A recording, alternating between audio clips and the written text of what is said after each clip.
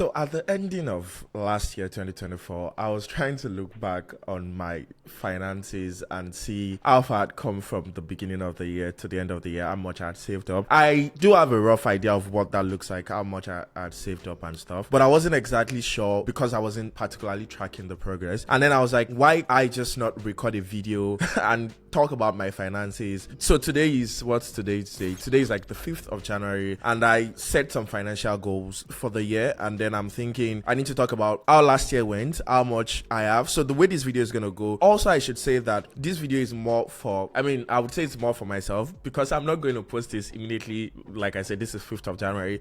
I'm probably going to post it later in the year, maybe like a couple of months from now. So if you're watching this, it's probably a couple of months from now, and things might have changed, most likely have changed. I also want to just look back at this video and be able to say that this is how much I've grown, or this is how much my finances have grown. So in this video, I'm going to be talking about how much I made last year, what my total income was, and after that I will then talk about how much I have in my checkings account, why I have that much. If some people might think it's a lot to have in a checkings account, and some people might think that is little. And then going to talk about how much I have in my savings and investments and all those kind of things. So without further ado, let's get into the video. Awesome.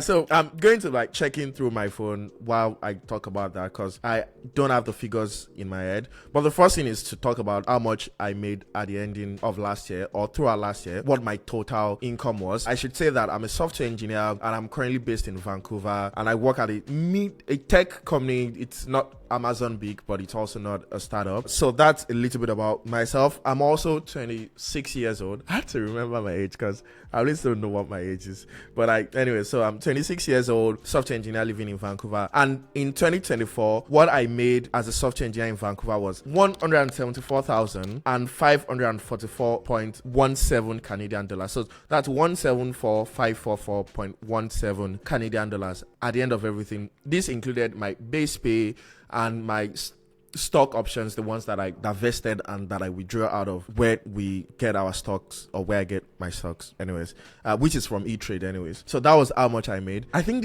I would say that I'm very grateful to be making this much in Vancouver as a software engineer. I'm actually very grateful for that. So that's my income. If you want to know what my monthly expenses come up to, or how much, I think I should add this context. After tax, right? The taxes because according to what I have here, the taxes that was deducted from that 174, guess it. I'm gonna give you count to 5 and then you guess. 1, 2, 3, 4, 5. Okay, so the total taxes that was deducted according to what I have here is about 53 plus 24. That's about 77, and that's like 53.90. So that's about 78,000 Canadian dollars. Now, I should say that my company usually deducts the maximal rate, especially for RSUs, like the restricted stock unit that vested. So that's probably why I have a lot of amount deducted from my pay. But I'm expecting, fingers crossed, I'm expecting to get a lot of tax refunds when I file for my taxes in February.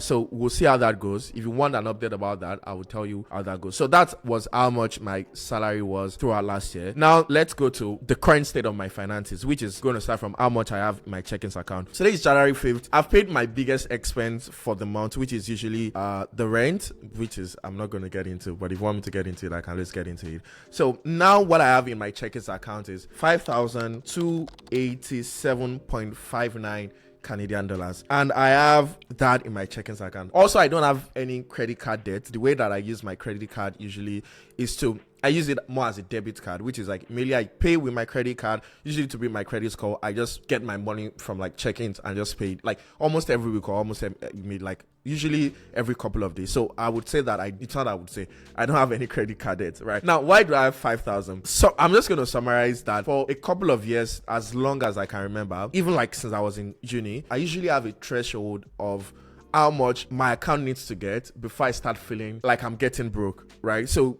it changes per time, but for now, what that amount is is 4,000 Canadian dollars. So immediately I'm getting close to 4,000 Canadian dollars. It sends something to my brain to be like, oh bro, you're getting broke, like you're almost going to like not have money. And that's not even my emergency savings. It's just something that I do to send a signal to my brain to say that, oh, you need to start cutting back on your expenses. You're already spending too much, right?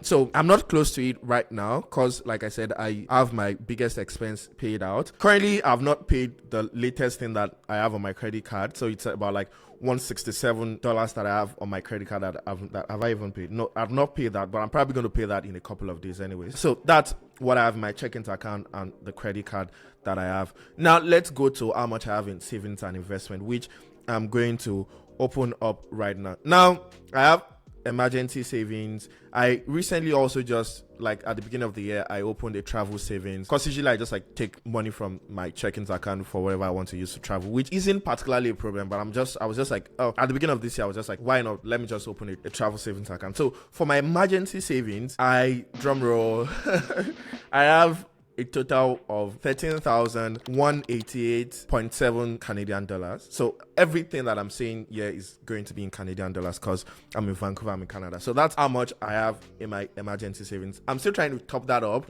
Usually my monthly expenses without savings comes up to like 4,000 ish or like 4 to 5,000 per month. So I'm trying to get up to about 6 months emergency savings, which is going to be about like $25,000 to $30,000 in emergency savings. Now I'm on 13,000. Fingers crossed. We'll see how that goes. For my travel savings, guess how much I have? I just have $100 because I just started. So the plan that I set up at the beginning of the year is to send $100 to my travel savings every week. So it comes to $400 at the end of every month. So I just set that up automatically. Now in my TFSA is tax-free savings account, which is like a registered account if you're in Canada. Basically, you can read more about tax-free savings account. I'm not going to talk about that.